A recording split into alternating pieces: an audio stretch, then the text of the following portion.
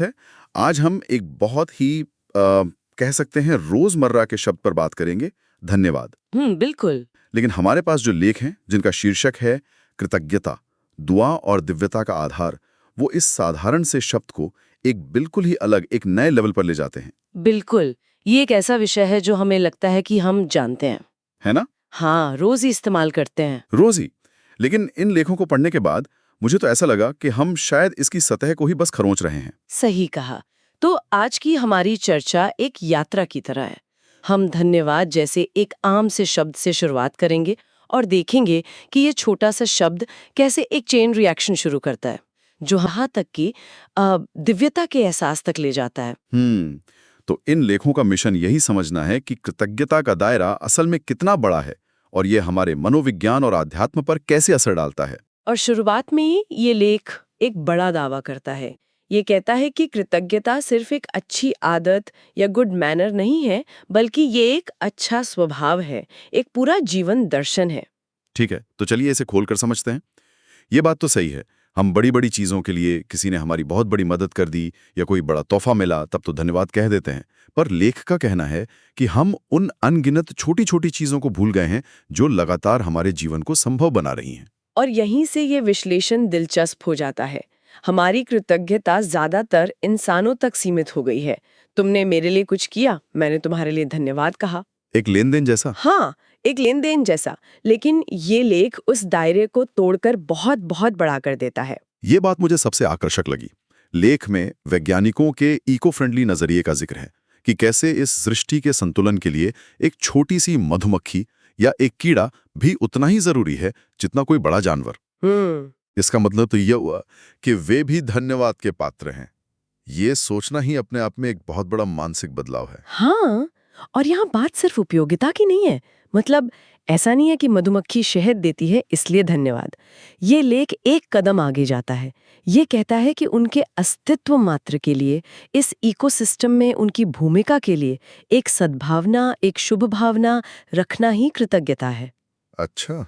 और फिर ये विचार और भी आगे बढ़कर निर्जीव वस्तुओं तक पहुंच जाता है। जैसे वो पेन वाला उदाहरण है ना? हाँ बिल्कुल, वो पेन वाला उदाहरण कि हम एक पेन इस्तेमाल करते हैं जिससे लिखते हैं, तो उस पेन का धन्यवाद। लेकिन बात यही नहीं उगती। नहीं, जिसने उस पेन को बनाया उसका धन्यवाद, जिस मशीन पर वो बना उसका धन्यवाद, उस मशीन को बनाने वाले का। ये तो एक अंधेन सिलसिला है। हाँ, लेख इसे धन्यवाद का चेन रिएक्शन कहता है। बिल्कुल।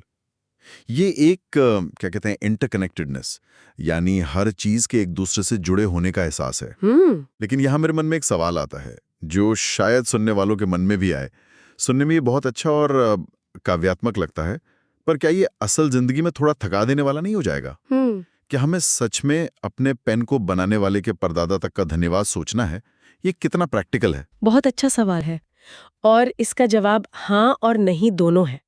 लेख का मतलब ये नहीं है कि हम हर सेकंड एक लिस्ट बनाकर धन्यवाद करते रहें। ये कोई रिचुअल या कर्मकांड बनाने की बात नहीं कर रहा। अच्छा। ये एक माइंडसेट या दृष्टिकोण बदलने की बात कर रहा है। ये उस फॉर ग्रांटेड वाली सोच को तोड़ने की बात है। जब आप एक बार उस पेन के पीछे की पूरी कहानी के बारे में सोचते हैं, फैक्ट्री का मजदूर, डिजाइनर, कच्चा माल, तो आप उस पेन को सिर्फ एक इस्तेमाल करके फेंकने वाली चीज की तरह नहीं देखते। आप उसके मूल्य को समझते हैं। मतलब ये उस वस्तु के प्रति हमारे रिश्ते को बदल देता है। बिल्कुल। तो ये एक अभ्यास है अपने नजरिए को बड़ा करने का। बिल्कुल। और लेख कहता है कि जब हम ऐसा करते हैं तो ये सिर्फ एक दार्शनिक विचार नहीं रह जाता, इसका एक मनोवैज्ञानिक असर होता है। हमारे आसपास का वातावरण हल्का और सकारात्मक महसूस होने लगता है। ये एक हल्की, सकारात्मक, ऊंची वाइब्रेशन पैदा करती है। ये सिर्फ एक शब्द नहीं है, ये एक भावना है, एक ऊर्जा है जो हम अपने अंदर से बाहर की ओर भेजते हैं।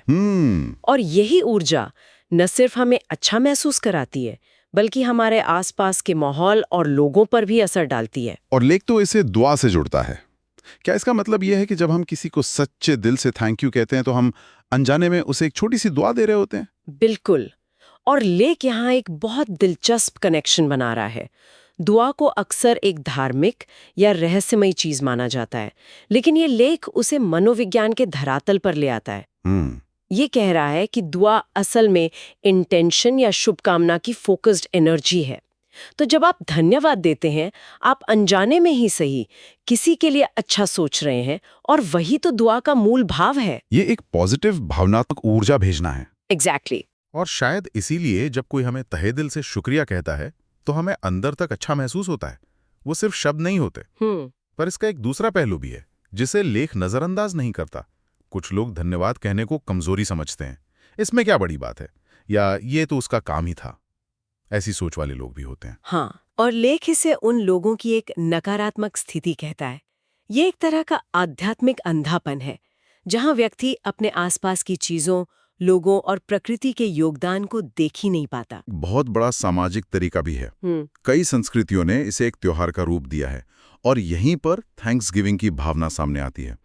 लेख बताता है कि इसकी जड़ें भी इसी कृतज्ञता के बीच में है। बिल्कुल। इसकी शुरुआत बहुत प्राचीन और स्वाभाविक है। सोचिए, एक ऐसा समाज जो पूरी तरह खेती पर निर्भर है। उन्होंने महीनों मेहनत की, बीज बोए, और अब फसल कटने को तैयार है। और उस एक फसल पर उनका पूरा साल, उनका जीवन टिका है। बिल्कुल। और जब वो फसल बिना किसी बाढ़, सूखे या बीमारी के सफलतापूर्वक कट जाती है, तो उनके अंदर से जो पहली भावना निकलती है, वो ईश्वर और प्रकृति के लिए अथाह धन्यवाद की होती है। ये एक सामूहिक उत्सव बन जाता है, किसी एक व्यक्ति का नहीं, पूरे समुदाय का साझा अनुभव। हाँ। अच्छा, क्या क्या है? लेख इसे मानसिक स्वास्थ्य के लिए एक टॉनिक कहता है। और ये सिर्फ एक सकारात्मक सोच नहीं है। रिसर्च भी बताती है कि जो लोग नियमित रूप से कृतज्ञता का अभ्यास करते हैं, जैसे रात को सोने से पहले 3 ऐसी चीजें लिखना जिनके लिए वे आभारी हैं, वे बेहतर नींद लेते हैं, उनमें तनाव कम होता है और वे ज्यादा खुश रहते हैं। एक मिनट, मुझे ये बात बहुत हैरान कर रही है। अभी तक हम पेन, प्रकृति, फसल और मनोवैज्ञानिक फायदों जैसी ठोस और समझ में आने वाली चीजों की बात कर रहे थे। और अब लेख हमें यहाँ से एक बहुत बड़ी छलांग लगाकर आध्यात्मिक आयाम तक ले जाता है। ये तो एक बिल्कुल ही अलग स्तर की बात हो गई। हाँ, ये इस चर्चा का सबसे गहरा और शायद सबसे सूक्ष्म हिस्सा है। लेख इसे अद्वितीय और सूक्ष्मतम डायमेंशन कहता है। ये एक ऐसे लेवल की बात करता है जिसके बारे में हम आमतौर पर सोचते नहीं हैं। जैसे कि उन आत्माओं के प्रति कृतज्ञता जो अपने अव्यक्त फरिश्ते स्वरूप में हैं। इसका मतलब है वो अनदेखी शक्तियां, वो नेक इरादे, वो एंजेलिक एनर्जी जो शायद अनजाने में हमारी मदद कर रही हों। अच्छा। ये उन लोगों के प्रति भी आभार हो सकता है जो अब इस दुनिया में नहीं हैं, लेकिन जिनकी वजह से आज हम यहाँ हैं, हमारे पूर्वज। और फिर सबसे बढ़कर निराकार परमात्मा, जिसे लेख the ultimate source of divinity कहता है, उसके प्रति धन्यवाद का भाव। यह कृतज्ञता का शिखन है। जब हम उस परम स्रोत के प्रति आभारी होते हैं जिसने ये सब कुछ बनाया है, ये शरीर, ये प्रकृति, ये ब्रह्मांड, तो हमारी कृतज्ञता किसी एक व्यक्ति या वस्तु तक सीमित नहीं रहती, वो पूरे अस्तित्व के लिए हो जाती है। और इस धन्यवाद में सिर्फ आभार का भाव नहीं होता, इसमें श्रद्धा और समर्पण भी जुड़ जाता है। बिल्कुल, ये एक बहुत महत्वपूर्ण बिंदु है।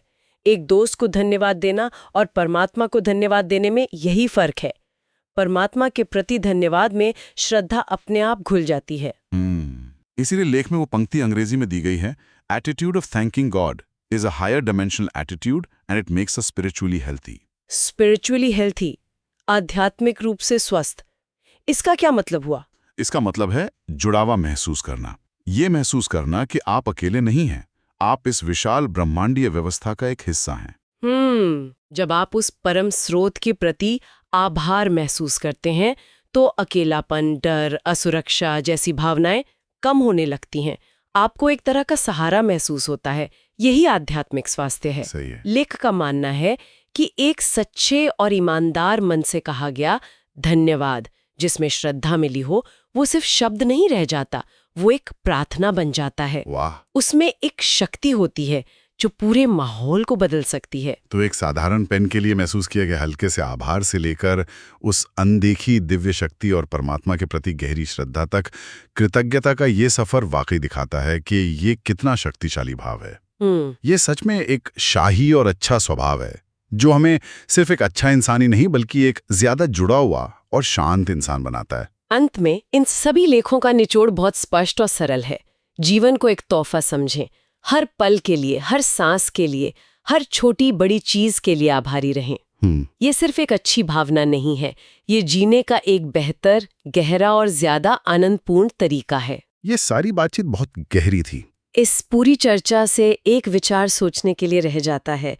लेख में एक पंक्ति है कि कृतज्ञता हमें वर्तमान क्षण को पूरी तरह से जीने में मदद करती है और योगयुक्त होने की भावभूमि तैयार करती है। योगयुक्त होने का मतलब है जुड़ना, हाँ, खुद से, दूसरों से और उस परम चेतना से। बिल्कुल। हाँ, ये एक गहरा संबंध